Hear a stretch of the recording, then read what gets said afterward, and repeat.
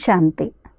ఈరోజు 13/6/26 జూన్ 13వ తేదీ బాబా యొక్క సాకార రూపంలోని మధురమైన మహావాక్యాల్ని విందాము. మధురమైన పిల్లలు, మొత్తం ప్రపంచమంతటి నుండి వికారాల అగ్నిని ఆర్పేందుకు, అందరినీ శీతలంగా చేసేందుకు బాబా వచ్చారు. జ్ఞానం అనే వర్షం శీతలంగా చేసేస్తుంది.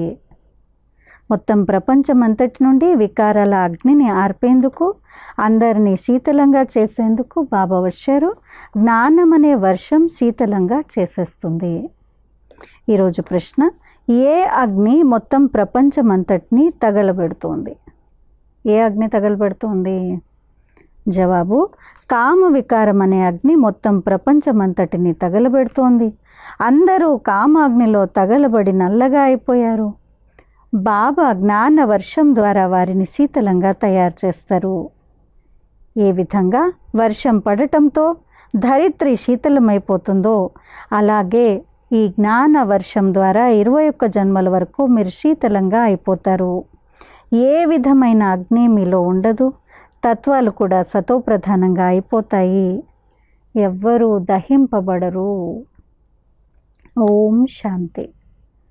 ఆత్మిక పిల్లలు ఎవరి స్మృతిలో కూర్చున్నారు? తప్పకుండా తమ ఆత్మిక తండ్రి స్మృతిలో కూర్చున్నారు.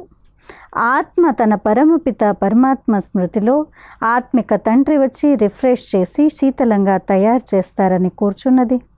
ఎందుకంటే కామచితిపై కూర్చుని భారతదేశం తగలబడిపోయింది. నా అగ్నిని ఆర్పు అని అంటారు. అది ఏ అగ్ని? కామచితి అగ్ని.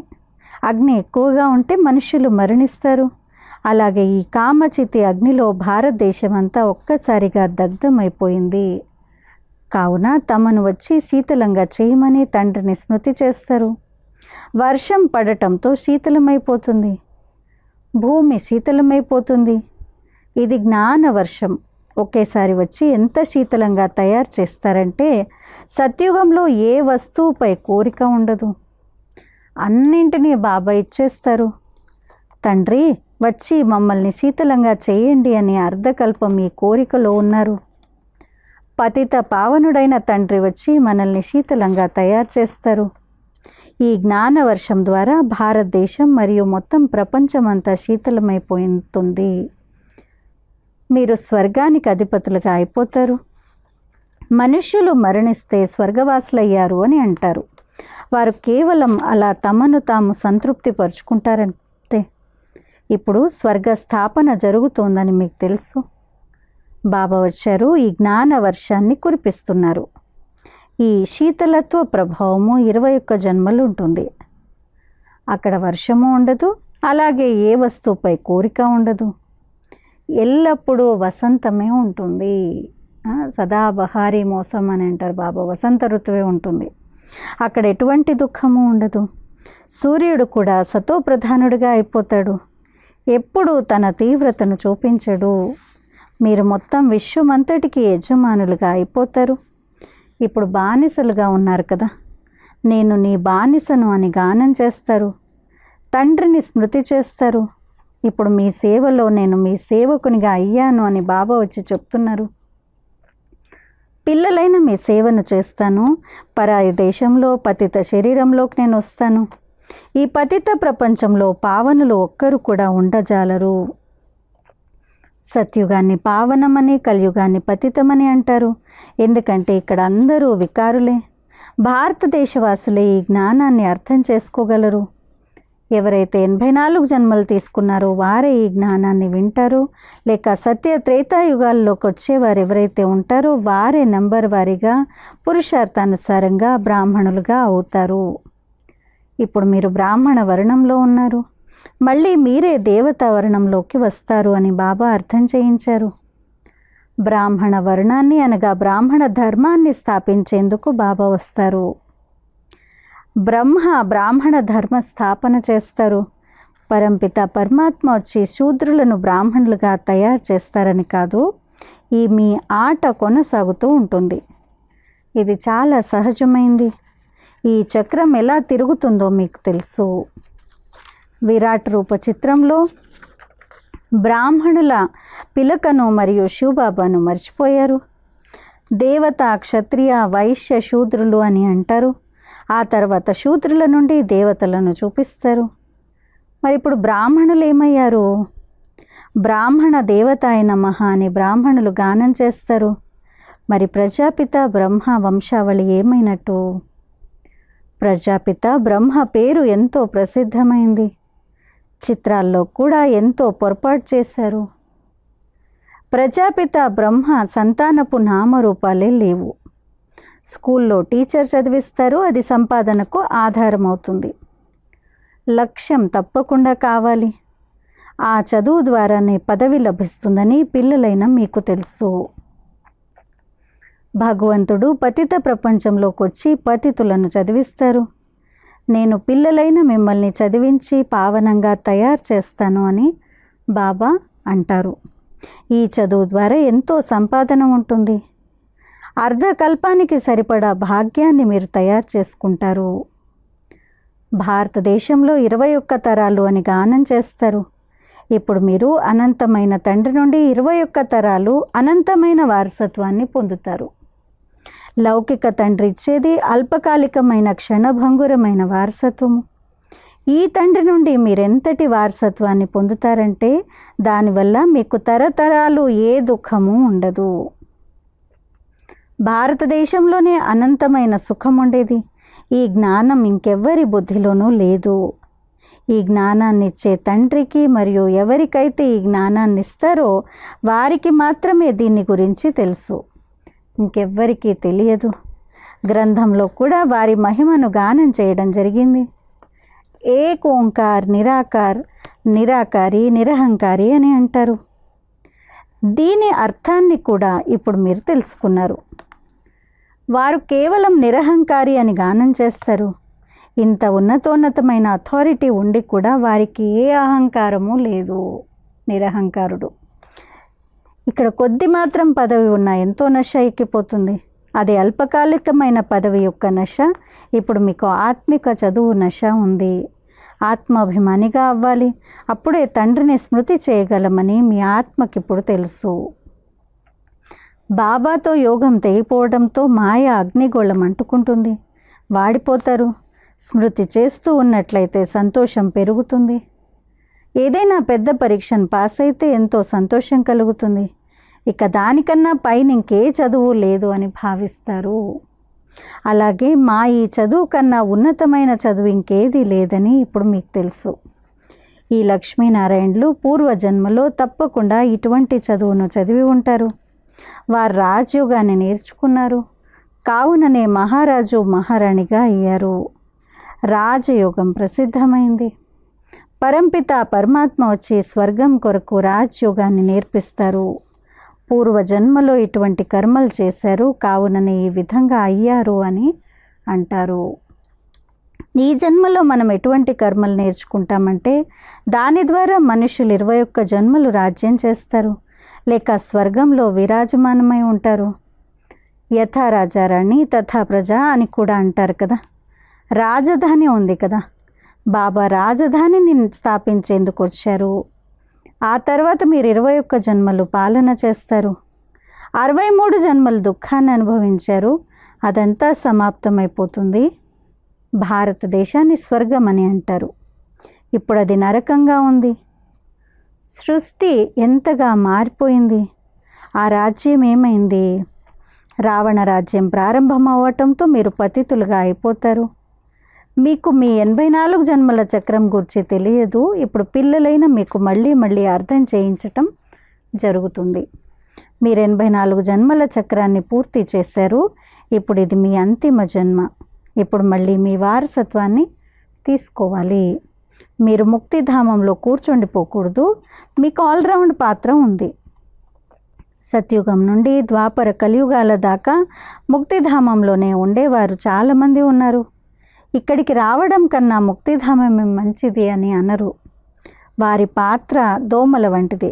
వస్తారు, వెళ్ళిపోతారు. మనుష్యులని మహిమ చేయడం జరుగుతుంది. ఈ మందిరాలు ఎవరివి? ఎవరైతే మొదటి నుండి ఇప్పటి వరకు పాత్రలను అభినయిస్తూ వచ్చారో వారి స్మృతి చిహ్నాలని తయారు చేస్తూ వచ్చారు. చివర్లో ఎవరైతే వస్తారో వారి స్మృతి చిహ్నాలు ఎక్కడైనా ఉన్నాయా? ఏమీ లేవు. మీ స్మృతి చిహ్నాలు ఎంతో గొప్పగా ఉన్నాయి. అందరికన్నా ఎక్కువగా మీరు పాత్రను అభినయిస్తారు.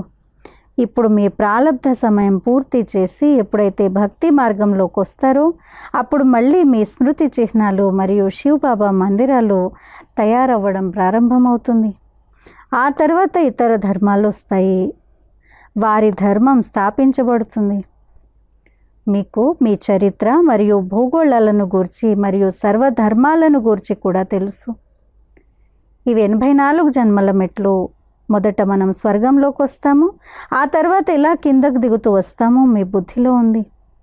ప్రతి ఒక్క జన్మలో భిన్న భిన్న నామరూపాలకు చెందిన మిత్ర సంబంధికులు మొదలైన వారు లభించారు. ఇదంతా డ్రామాలో ముందుగానే మీకు పాత్రగా రచింపబడి ఉంది. ఇది అనంతమైన డ్రామా. ఇది ఖచ్చితంగా పునరావృతమవుతుంది. మనమే దేవీ దేవతలుగా ఉన్నామని, 84 జన్మలు తీసుకొని శూద్రులుగా అయ్యామని మీకు తెలుసు. మళ్ళీ మనమే దేవీ దేవతలుగా అవుతాము. ఆత్మయే పరమాత్మ అని మనుషులు అంటారు. నిజానికి హంసో అన్న పదానికి అర్థం ఇదే. కానీ వారు ఆత్మయే పరమాత్మ, పరమాత్మయే ఆత్మ అని అంటారు. రాత్రికి పగలుకున్నంత తేడా ఉంది కదా. ఇప్పుడు మీకు ఈ విషయాలన్నింటి గురించి తెలుసు. ఇప్పుడు మీరు పాండవులుగా అయ్యారు. కౌరవులు పాండవులు సోదరులే కదా. ఇప్పుడు బాబా లభించటంతో మీరు కౌరవుల నుండి పాండవులుగా అయ్యారు. బాబా మిమ్మల్ని దుఃఖాల నుండి విముక్తులను చేసి మార్గదర్శకునిగా అయ్యి తమతో తీసుకువెళ్తారు. ఇంటిని గూర్చి ఎవరికీ తెలియదు. ఆత్మ బ్రహ్మంలో లీనమైపోతుంది అని వారు అంటారు. మరి అది ఇల్లు కాదు కదా. ఇంటిలో నివసించటం జరుగుతుంది, లీనమవ్వటం ఉండదు. నివసిస్తారు. దానిని నిరాకార ధామము అని అంటారు. నిరాకారి ఆత్మ అయిన మనం నిరాకార లోకంలో బిందువులా నివసిస్తామని ఇప్పుడు పిల్లలైన మీకు తెలుసు. అక్కడ కూడా నిరాకారి వృక్షం ఉంది పరంధామంలో. ఈ డ్రామా రచింపబడి ఉంది. బీజాన్ని మరియు వృక్షాన్ని తెలుసుకోవాలి. దీని పేరే వెరైటీ డ్రామా లేక వృక్షము. ఇది మనుష్య సృష్టి. దీనికి బీజరూపుడు తండ్రి. ఇందులో ఎన్ని వెరైటీలు ఉన్నాయి. ప్రతి ఒక్క ధర్మం వారి పోలికలు వేరువేరుగా ఉంటాయి. ఇక్కడ కూడా ఒకరి ముఖ కవళికలు ఇంకొకరితో కలవవు. ఇది కూడా డ్రామాలో రచింపబడి ఉంది. కల్పవృక్ష ఆయువు 5000 సంవత్సరాలని ఒక్క తండ్రి అర్థం చేయిస్తారు. మనుష్యులు నటులు ఇక్కడ పాత్రను అభినయించేందుకు వస్తారు. ఇదొక రంగస్థలము. దీనికి ప్రకాశాన్ని ఇచ్చేందుకు సూర్యచంద్రులు మొదలైనవి ఉన్నాయి. ఇవి దేవతలేమీ కావు. ఇవి కేవలం ప్రకాశాన్ని ఇచ్చే దీపాల వంటివి, లైట్స్. కానీ అవి సేవ చేస్తాయి కాబట్టి దేవతలు అని అనేస్తారు. దేనేవాళ్ళ దేవత ఇస్తూ ఉంటే వాళ్ళని దేవత అని అంటారు. సో ఈ సూర్యచంద్రులు పాత్ర వహించడానికి కావలసిన లైట్ కానీ వేడి కానీ సుఖాన్ని కానీ ఇస్తున్నాయి కాబట్టి వాటిని కూడా దేవతగా అనేశారు. నిజానికి దేవతలు ఏమీ సేవ చేయరు. పిల్లలైన మీరు సేవ చేస్తారు. సేవ చేసిన ప్రతిఫలంగా దేవతలుగా అవుతాం కదా. తండ్రి వినమ్రుడైన సేవకుడు, ఒబీడియంట్ సర్వెంట్. పిల్లలు దుఃఖితులుగా అవుతారు. తండ్రికి దయ కలుగుతుంది. అర్థం చేయించేందుకు బాబా వచ్చారు. పిల్లలైన మీకు మళ్ళీ దేవీ దేవత పదవిని పొందింపజేసేందుకు వస్తాను. ప్రతిదీ పైకెక్కే కళ్ళలోకి కిందకు దిగే కళ్ళలోకి వస్తుంది. ఈ శరీరం కూడా తమో ప్రధానమైంది, పతితమైంది. సత్యుగంలో ఆత్మ మరియు శరీరం రెండూ సతో ప్రధానంగా ఉండేవి. అవి కష్టపెట్టేవి కావు. ఇప్పుడు ఆత్మకు జ్ఞానం లభించింది. మేము 84 జన్మలు తీసుకుంటామన్న స్మృతి కలిగింది. ఈ రహస్యాన్ని అనంతమైన తండ్రి అర్థం చేయిస్తారు. దుఃఖంలో ఉన్నప్పుడు ఆ తండ్రినే పిలుస్తూ ఉంటారు. దుఃఖహర్త, సుఖకర్త, దయ చూపించు అని అంటారు. భారతదేశమే అన్నింటికన్నా ఎక్కువ సుఖంగా ఉంది కదా. భారతదేశం వంటి పవిత్ర ఖండం ఇంకేది ఉండజాలదు. ఇప్పుడు పిల్లలైన మీ జోలిని బాబా అవినాశి జ్ఞాన రత్నాలతో నింపుతారు. ఎప్పుడైనా ఇటువంటి తండ్రిని చూసారా? పిల్లలు, నేను మీ కొరకు వైకుంఠాన్ని కానుకగా తీసుకొచ్చాను అని అంటారు. మీరు స్వర్గవాసులుగా ఉండేవారు, ఇప్పుడు పతితులుగా నరకవాసులుగా అయ్యారు. ఎవరైతే వికారాలలోకి వెళ్ళారో వారిని పావనులు అని అంటారు. సత్యుగంలో సంపూర్ణ నిర్వికారులు ఉంటారు. ఈ సమయంలో సంపూర్ణ వికారులు ఉన్నారు. మీరు కూడా సంపూర్ణ నిర్వికారులుగా ఉండేవారు, ఇప్పుడు సంపూర్ణ వికారులుగా అయిపోయారు. ఇప్పుడు మళ్ళీ సంపూర్ణ నిర్వికారి దేవతా పదవిని బాబా స్మృతి ద్వారా పొందాలి. మన్మనాభవ అనే ఎంత మంచి పదం ఉంది. తండ్రినైన నన్ను స్మృతి చేసినట్లయితే మీరు తమో ప్రధానుల నుండి సతో ప్రధానులుగా అయిపోతారు. నేను సర్వశక్తివంతుడను కదా, కావున నన్ను స్మృతి చేయండి. స్మృతినే యోగాగ్ని అని అంటారు. దాని ద్వారా మీ పాపాలు దగ్ధమైపోతాయి, మీరు పవిత్రంగా అయిపోతారు. అచ్చా, మీఠే మీఠే సిక్కిలదే बच्चों प्रति माता पिता बाप दादा का याद प्यार और गुड मॉर्निंग। रूहानी बाप की रूहानी बच्चों को नमस्ते। हम रूहानी बच्चों की रूहानी माता पिता बाप दादा को याद प्यार गुड मॉर्निंग और नमस्ते। ధారణ కొరకు ముఖ్య సారము. మొదటి పాయింట్, ఆత్మిక చదువు నశలో ఉండాలి. బాబా సమానంగా నిరహంకారులుగా అవ్వాలి. పదవి మొదలైన వాటి అహంకారం ఉండకూడదు. 2, మీ జోలెను జ్ఞాన రత్నాలతో నింపుకోవాలి. సంపూర్ణ నిర్వికారులుగా ఈ దేవతా పదవిని పొందాలి. ఎప్పుడూ వాడిపోకూడదు. ఈరోజు వరదానము, మాయాజీత్ విజయీ భవ. స్థూలంగాను సూక్ష్మంగాను 2 విధాలుగాను స్వయాన్ని బిజీగా ఉంచుకునే మాయాజీత్ విజయీ భవ.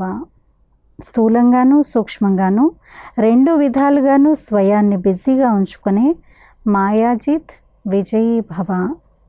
స్వయాన్ని సేవాధారిగా భావిస్తూ తమ ఆసక్తితో, తమ రుచితో, ఉత్సాహంతో సేవలో బిజీగా ఉన్నట్లయితే మాయకు అవకాశం లభించదు.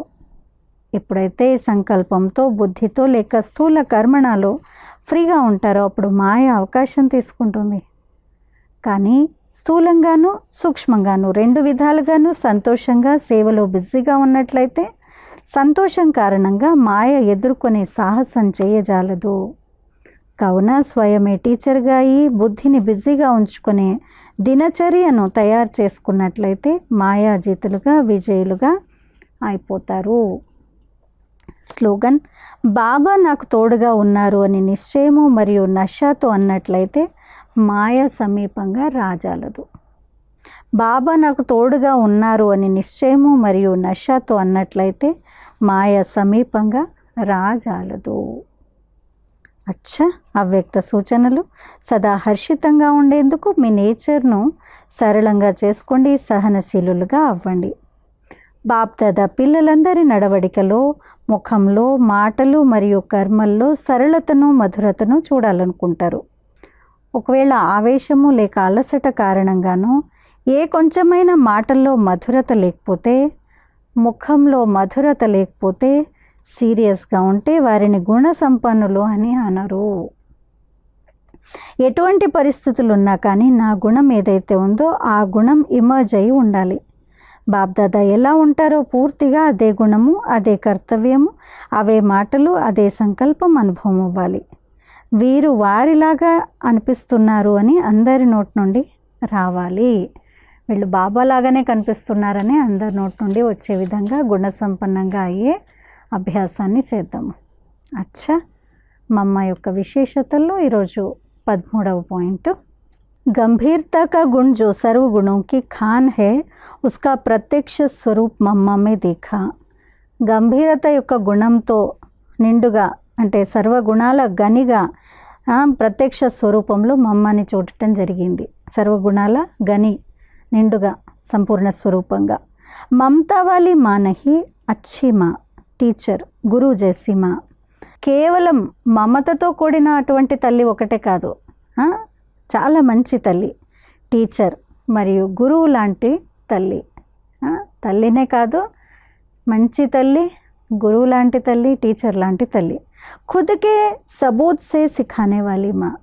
స్వయము తనలా తయారయ్యి తను అలా రుజువు చేసుకొని ఇతరులకు నేర్పించేటువంటి తల్లి. गंभीरता और धैर्यता के कारण मम्मा के में समाने और समेटने की शक्ति थी. గంభీరత మరియు ఓర్పు ఉన్న కారణంగా మమ్మలో ఈ ముడుచుకునేటువంటి గుణము మరియు వాటిని సంకీర్ణం చేసుకునేటువంటి శక్తి రెండూ ఉండేవి. समाने और समेटने के कारण मम्मा सहनशीलता की मूर्ति थी. ఈ ముడుచుకునేటువంటి శక్తి మరియు సర్దుకునేటువంటి శక్తి కారణంగా మమ్మ సహనశీలత యొక్క మూర్తిలాగా ఉండేటువంటి వాళ్ళు. सहनशीलता के गुण से सदा शीतल और शांत थी. సహనశీలత అనే గుణం ఉన్న కారణంగా మమ్మ ఎల్లప్పుడూ శీతలంగా మరియు శాంతంగా ఉండేటువంటి వారు. ఇవి మమ్మ యొక్క గుణాలు. ప్రతిరోజు ఈ గుణాలని వింటూ మన లోపల కూడా ధారణ చేస్తూ మమ్మ మాసంలో మనం మమ్మని ఫాలో చేస్తూ మమ్మ సమానంగా అయ్యేటువంటి అద్భుతమైనటువంటి సంకల్పాన్ని తీసుకోవడము ఎంత బాగా అనిపిస్తోంది. అచ్చా. ఓం శాంతి.